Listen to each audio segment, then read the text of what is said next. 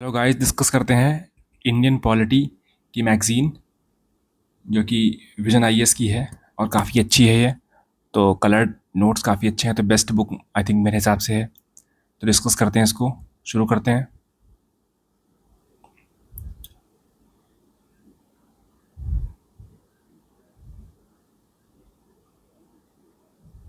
तो देखिए, chapter number 1 इसमें है। चैप्टर नंबर 1 इसमें है तो टॉपिक्स कॉन्स्टिट्यूशनलिज्म इसमें है, फेडरलिज्म इसमें है, majority and its application, feature and political doctrines and political theories. तो ये सारी इसमें चीज़ें हैं।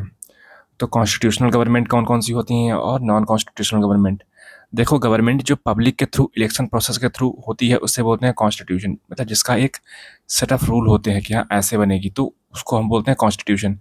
अब ये चाहे ये रूल्स चाहे अगर लिखे हुए हैं तो बोलते हैं रिटन कॉन्स्टिट्यूशन, अगर नहीं लिखे हुए हैं रूल्स तो इसे बोलते हैं अनरिटन कॉन्स्टिट्यूशन। जिस तरीके से यूके की रूल्स जो हैं वो नहीं लिखे हैं तो उसको बोलते हैं अनरिटन, और इंडिया, यूएसए, इन सभी के वो रूल्स लिखे हुए हैं तो हम इसे बोलते हैं रिटन कॉन्स्टिट्यूशन। और अगर रिटन है किसी चीज़ की तो उसमें मतलब पावर्स उसकी लिखी हैं, तो मतलब कि उतनी ही पावर्स उसके पास हैं, उसके पास अनलिमिटेड पावर्स नहीं है। तो इसके हेड के पास पावर्स लिमिटेड होती हैं। अब अगर मान लो कोई लिखा नहीं है रूल्स तो उसके पास तो पावर अनलिमिटेड है। जिस तरीके से ब्रिटेन में उनके जो रूलर्स हैं, जो उनकी जो पार्लियामेंट है, parliament is a ruler. Bharat में भी पार्लियामेंट रूलर है। तो पार्लियामेंट रूलर का मतलब ये है, पार्लियामेंट का मतलब है कि बहुत सारे इंसान मिल करके राज करते हैं। बस पार्लियामेंट का सिंपल सा इतना मतलब है कि बहुत सारे इंसान मिल के राज करते हैं। यहाँ पे एक इंसान का राज नहीं है, इसमें बहुत सारे। भारत में जैसे कितने लोगों का राज है, 543 लोगों का राज है। ये डिसाइड करते हैं आपस में मिलकर, वोटिंग बिल पास करते हैं, ठीक है। तो नॉन कॉन्स्टिट्यूशनल गवर्नमेंट इलेक्शंस नहीं होते थे, चीन हो गया, रूस हो गया, यहाँ इलेक्शंस होते हैं लेकिन फेक होते हैं। तो यहाँ पे elections, rule of country has limited powers, unlimited powers, मतलब कि सी जिनपिंग के पास पावर्स अनलिमिटेड है, ठीक है। जैसे ब्रुनाई, कतर, स्वाजीलैंड, इनके पास। वही इंडिया के पास, इंडिया, यूके, पाकिस्तान, इन सभी के पास पावर्स लिमिटेड है। रिटन कॉन्स्टिट्यूशन की जब लीगल डॉक्यूमेंट्स मतलब कि एक कंबाइंड फॉर्म में हो तो उसको बोलते हैं legal documents. Definite, systematic, precise, result concise, UK, France, India. Documented but truly code, systematic, indefinite, imprecise, ठीक है। इस तरीके से ब्रिटेन अनलिमिटेड अनरिटन कॉन्स्टिट्यूशन है, ठीक। Forms of government, presidential form of government, जो कि प्रेसिडेंशियल फॉर्म ऑफ गवर्नमेंट जिसमें कि एग्जीक्यूटिव जो है वो रिस्पॉन्सिबल नहीं है लेजिस्लेचर का, मतलब कि जो रूल बनाते हैं, जो रूल मेकिंग बॉडी है, जो रूल मेकिंग बॉडी है या कोई बिल पास करना है, उसके जो उसके मेंबर्स पर जो कंट्री का पीएम है या प्रेसिडेंट है वो जवाबदेह नहीं है, ठीक है। तो एग्जीक्यूटिव, भारत में एग्जीक्यूटिव कौन है, प्रेसिडेंट है, काउंसिल ऑफ मिनिस्टर है, वगैरह वगैरह। और कैग है, कॉम्पिट्रोलर जनरल ऑफ इंडिया, ये भी इसी के अंदर आते हैं, एग्जीक्यूटिव के अंदर आते हैं, ठीक है। भारत में एग्जीक्यूटिव दो प्रकार के होते हैं। एग्जीक्यूटिव दो प्रकार के होते हैं, कौन कौन से। एक होते हैं परमानेंट, एक है टेम्पररी। टेम्पररी को एडहॉक भी बोलते हैं, एडहॉक। इसमें कौन कौन से आते हैं, आईएएस, आईपीएस। इसमें कौन आते हैं, प्राइम मिनिस्टर, प्रेसिडेंट, ठीक है, वाइस प्रेसिडेंट, ये सब आते हैं इसमें। तो यही है फीचर्स। यूएसए का प्रेसिडेंशियल फॉर्म है, इंडिया यूके पार्लियामेंट्री है। यहाँ पे सिंगल एग्जीक्यूटिव है, रियल एंड नॉमिनल। यहाँ पे डुअल एग्जीक्यूटिव है, रियल और नॉमिनल। यहाँ पर रिस्पॉन्सिबिलिटी नहीं होती, मतलब कि यहाँ पर जो एग्जीक्यूटिव हैं, जो जो प्राइम मिनिस्टर, प्रेसिडेंट हैं, ये रिस्पॉन्सिबल नहीं है रूल मेकिंग बॉडी के। तो यहाँ पर सबकी सबकी अलग अलग पावर है। अपने अपने काम से मतलब रखो, डिस्टेंस मेंटेन रखो, सेपरेशन ऑफ पावर। यहाँ पे सेपरेशन ऑफ पावर नहीं है, एक दूसरे के से डिपेंडेंट काफ़ी हैं, ठीक है।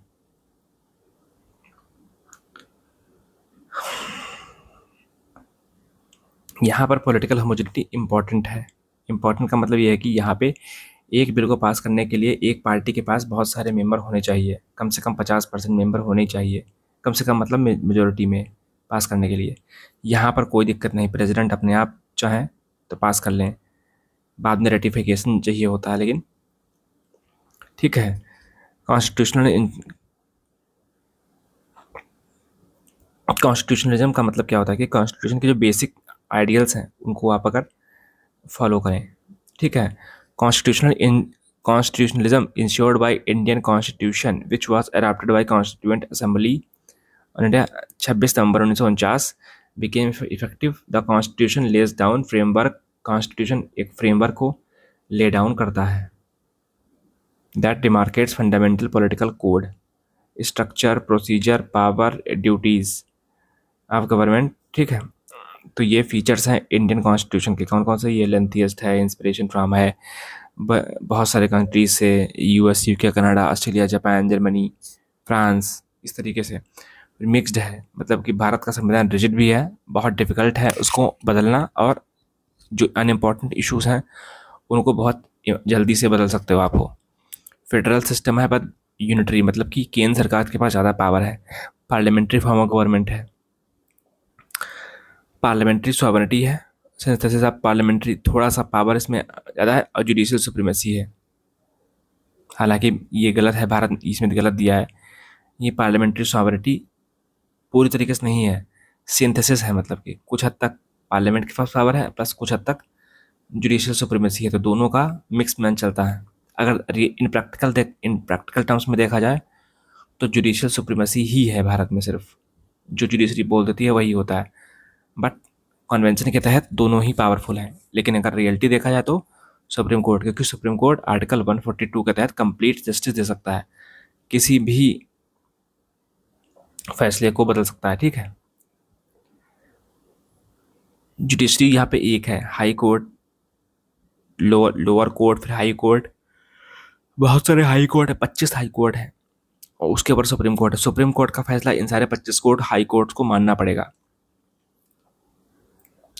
फिर भारत में फंडामेंटल राइट्स हैं 12 से 35, डीपीएसपी दिए गए हैं 36 से 51, फंडामेंटल ड्यूटीज़ दिए गए हैं जो हर एक सिटीजन्स को फॉलो करने होंगे। फॉरेनर्स पर ड्यूटी अप्लाई नहीं होती है। सेकुलर स्टेट है, कोई धर्म रिलीजन नहीं है। यूनिवर्सल एडल्ट फ्रेंचाइज है, ये सभी को वोट डालने का, लड़ने का, चुनाव लड़ने का अधिकार है। सिंगल सिटीजनशिप है, आप तमिलनाडु या यूपी के नागरिक नहीं हो, आप इंडिया के नागरिक हो। Independent bodies, emergency provisions, 3 tier government. Three tier का मतलब क्या? सेंट्रल गवर्नमेंट होगी, स्टेट गवर्नमेंट होगी और लोकल गवर्नमेंट होगी। ये 3 लेवल पे गवर्नमेंट होती हैं, इनको फॉलो करिए। Forms of government, there are 2 types of government, federal government, unitary government. Unitary government, federal government, 2 प्रकार की फेडरल गवर्नमेंट होती है। सेंट्रल गवर्नमेंट, ठीक है। यूनिटरी सिस्टम क्या है और फेडरलिज्म क्या है? Single government, constitution with no separation of power, constitution के पास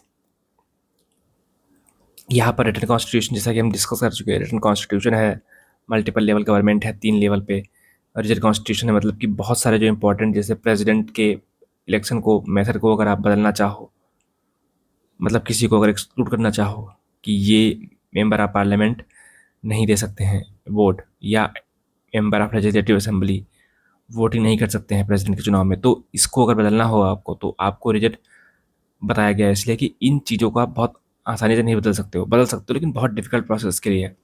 इंडिपेंडेंट जुडिशरी है, डुअल पॉलिटी। डुअल पॉलिटी का मतलब क्या है?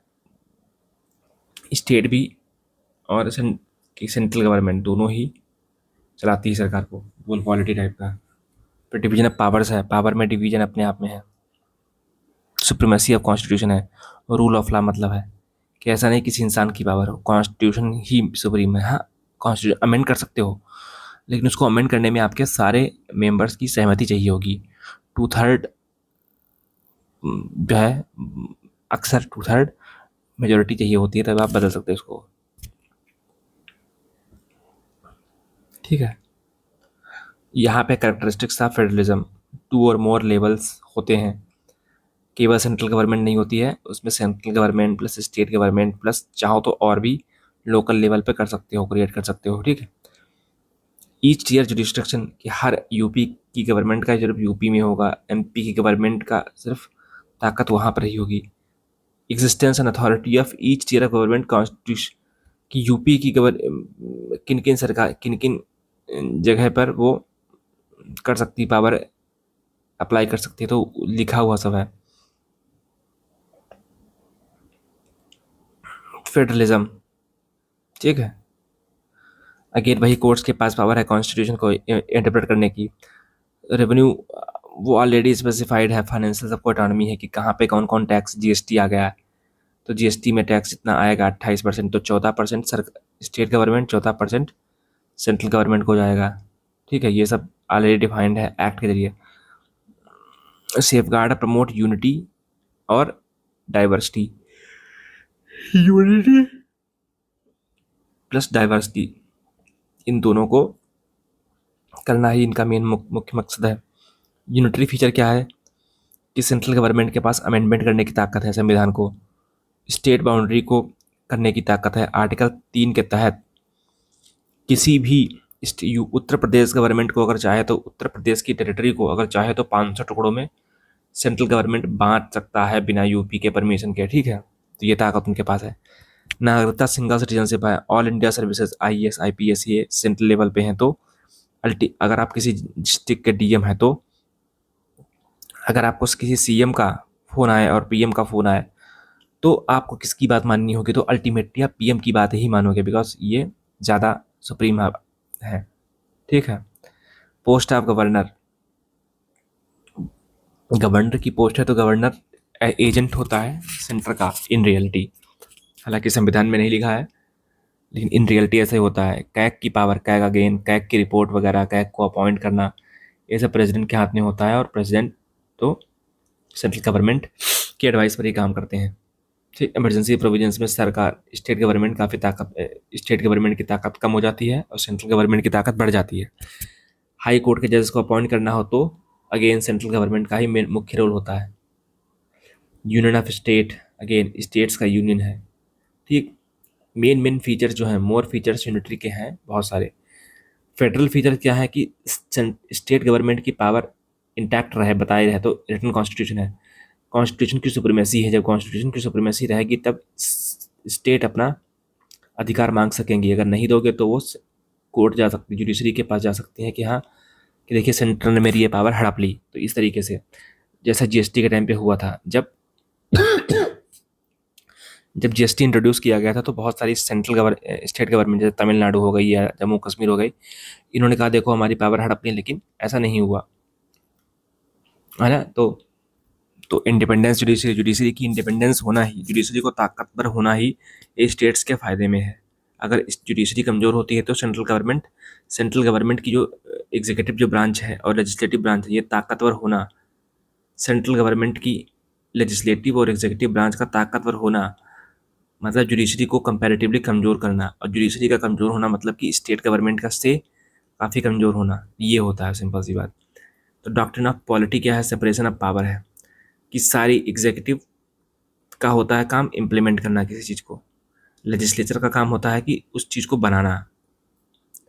देखो लेजिस्लेचर का काम होता है किसी नियम को बनाना, तो उत्पत्ति लेजिस्लेचर के पास से होती है, फिर इसी काम को इम्प्लीमेंट करते हैं एग्जीक्यूटिव लोग,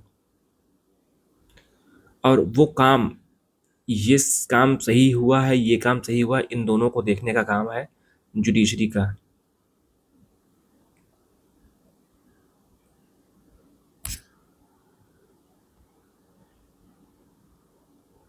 ठीक है, जुडिशरी का काम होता है, तो इन दोनों का काम होता है जुडिशरी का, तो इसीलिए इन तीनों की पावर को डिवाइड किया गया है। इन दोनों की पावर को डिवाइड किस लिए किया गया है, अगर हम इसको ब्रह्मा माने, इनको विष्णु माने और जुडिशरी को माने शंकर शिव, ब्रह्मा विष्णु महेश, अगर महेश माने तो महेश जी का काम है इन सभी को देखना, ये क्या सही कर रहे हैं गलत कर रहे हैं अल्टीमेट। ठीक है, तीनों की पावर बैलेंसिंग होनी चाहिए।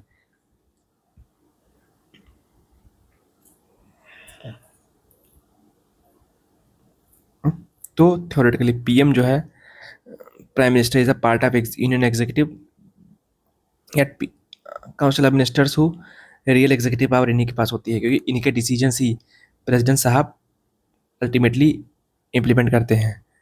ठीक है। Constitution of council of minister, council of minister मतलब कि मिनिस्टर्स की बैठक। अच्छा, जो एग्जीक्यूटिव जो होते हैं भारत में, चूंकि पार्लियामेंट्री सिस्टम है, तो एग्जीक्यूटिव लेजिस्लेचर एक ही होते हैं। मतलब लेजिस्लेचर इतना बड़ा है तो एग्जीक्यूटिव इतना बड़ा है, मतलब लेजिस्लेचर के अंदर ही एग्जीक्यूटिव आएंगे। ठीक है, ये है एग्जीक्यूटिव और ये है लेजिस्लेचर। आप सभी को कमेंट में बताना है कि क्या प्रेसिडेंट लॉ मेकिंग पावर में शेयर करता है नहीं करता है, लॉ मेकिंग पावर बनाता नहीं बनाता। तो आप पॉज करिए, बताइए। और मेरा इसका जवाब है यस। बिकॉज एक बिल तभी पास होगा जब वो राज्यसभा में पास हो, लोकसभा में पास हो, फिर प्रेसिडेंट इसको साइन करें, तब जाके पास हो पाएगा। ठीक है,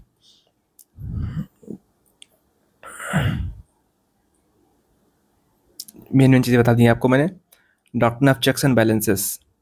चेक्स एंड बैलेंसेस का मतलब again judiciary, executive, judiciary, legislature. ये ताकत अगर ज़्यादा बढ़ा दी तो जुडिशरी इसको कम कर देगी, ये ताकत बढ़ाएगी तो कम कर देगी। जुडिशरी अगर बहुत ओवररीच करेगी तो लेजिस्लेचर जो है काम ताकत बढ़ाएंगे अपनी।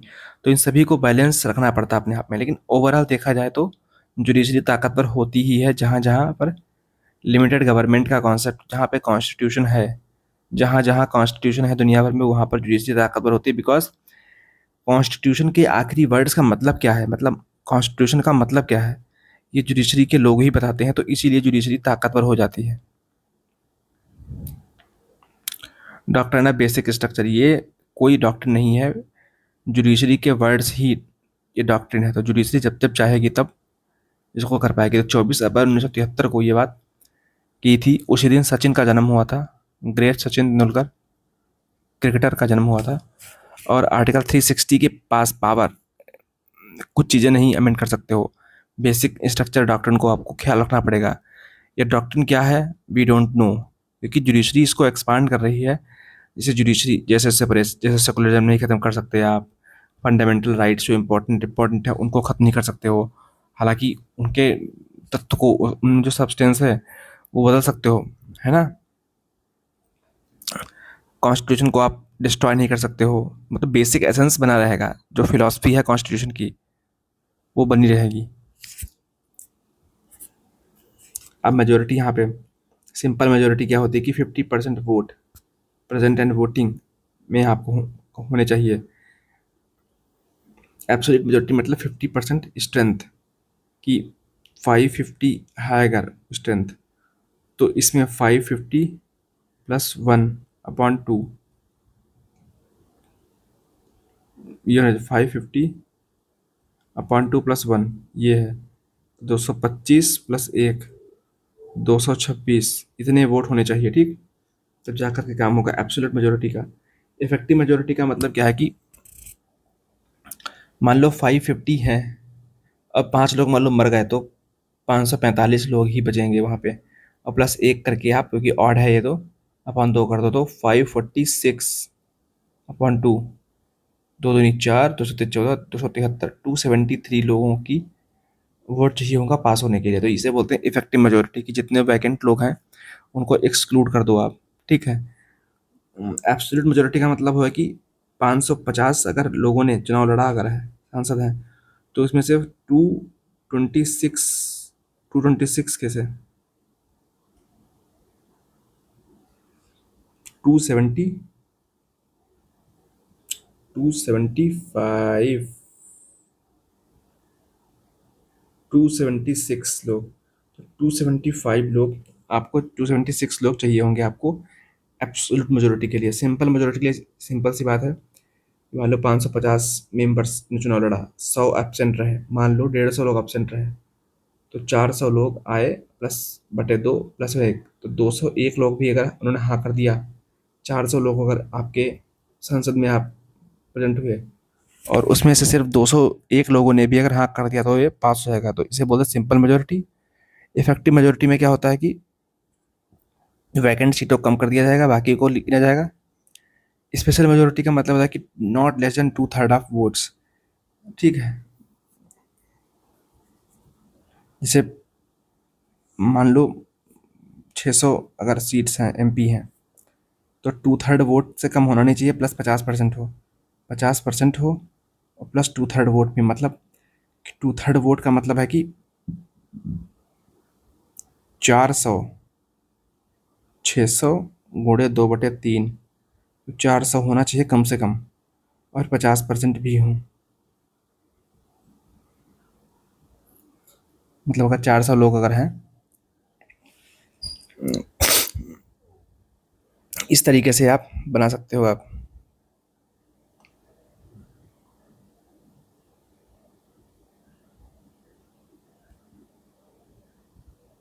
ठीक है, मतलब 50% होने चाहिए, मतलब 300 से कम तो मेंबर अगर कम हो गए, अगर 299 भी हो गए तो 50% तो हुए, नहीं तो कट जाएगा ये। तो इसलिए कि इसका 299 से ऊपर ही हूँ, इतने मेंबर हो पाए, ठीक है।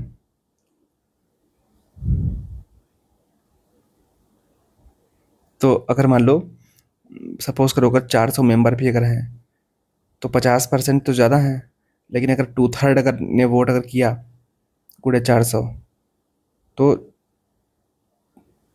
1 3 3, तो 2 6 6, इतनी वोट होगा जा करके, है ना। तो 266 तो कम होगा, 293 तो इतने, मतलब 400 वोट में 400 वोट भी ना पड़े,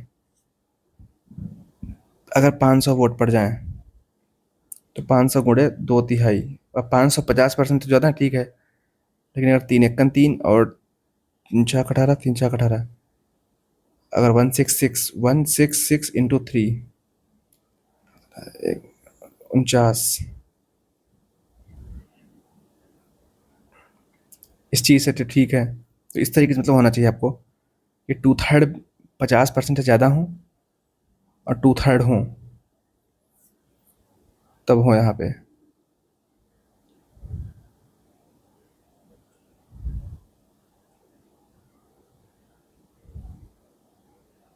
अब 500 का 2/3 कितना होता है? 500 का 2/3, 1000 का तिहाई, 3 3 3, 333 ज़्यादा होता है। हाँ तो ठीक है, मतलब 500 अगर वोट पड़े हैं, 500 अगर वोट पड़े हैं तो उनमें से, तब ठीक है, वहाँ पे 500 अगर एमपी आए हैं अगर, और उनमें से अगर 3 3 4 लोगों ने वोट डाला है फेवर में, तो ठीक है, बिकॉज ये 299 से भी बड़ा है और 50% तो बड़ा ही है ये, क्योंकि 300 चाहिए 50% में, और बाकी का 2/3 से भी 2/3 भी हैं, तो सही है इसका। पॉलिटिकल थ्योरीज क्या होती है? लिबर्टी, लिबर्टी का मतलब होता है freedom, absence of constraints.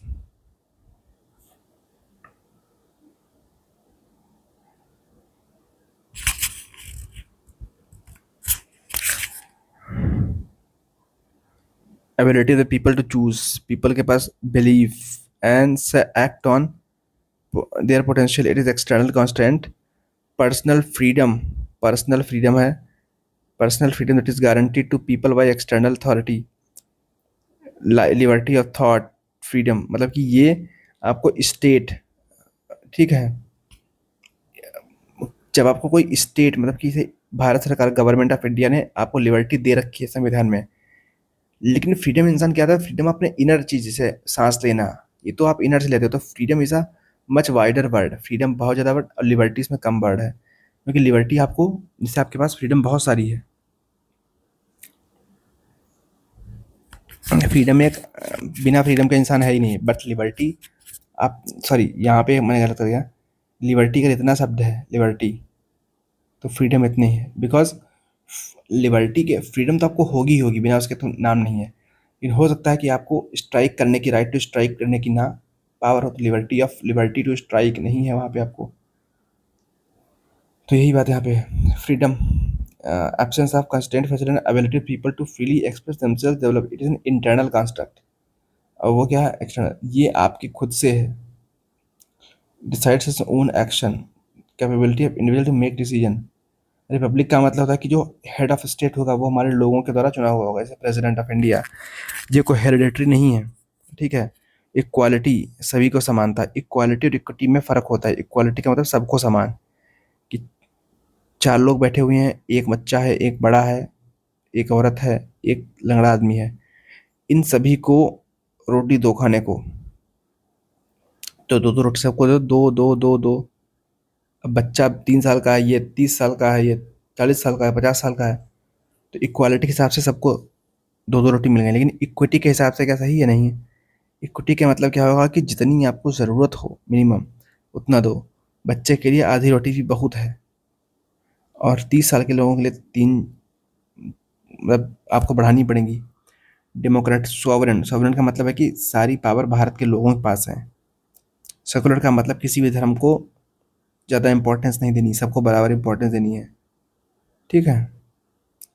Positive liberty या निगेटिव लिबर्टी का मतलब क्या होता है? Also known as arrives from law. Law, law दोनों लॉ से डिराइव होती हैं। ठीक है, तो काट दो। नैरो इंटरप्रिटेशन है, वाइडर इंटरप्रिटेशन है आपका। एब्सेंस ऑफ कंस्ट्रक्ट, और ये क्या करता है कि नहीं, ये स्टेट की जगह से होती है कि ये नहीं कर सकते, वो नहीं कर सकते। लेकिन यहाँ पे क्या होता है कि स्टेट आपको आपको ताकत देती है। राइट टू एजुकेशन है, ये पॉजिटिव लिबर्टी है कि आपको सरकार ने ताकत दी है कि आप डेवलप कर सको, और आप अ, अपनी पोटेंशियल को डेवलप कर सको, है ना? तो इसलिए सरकार स्कॉलरशिप देती है ना? Free mid day meal scheme देती है, ताकि ये पॉजिटिव लिबर्टी का कॉन्सेप्ट है। नेगेटिव लिबर्टी का कॉन्सेप्ट ये है कि सरकार रोकेगी आपसे, है ना?